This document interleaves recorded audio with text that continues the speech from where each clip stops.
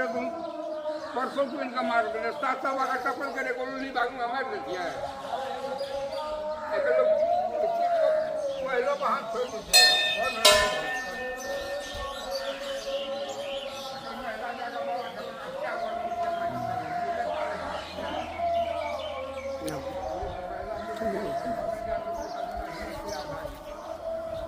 कहानी सुन लो ना बाबा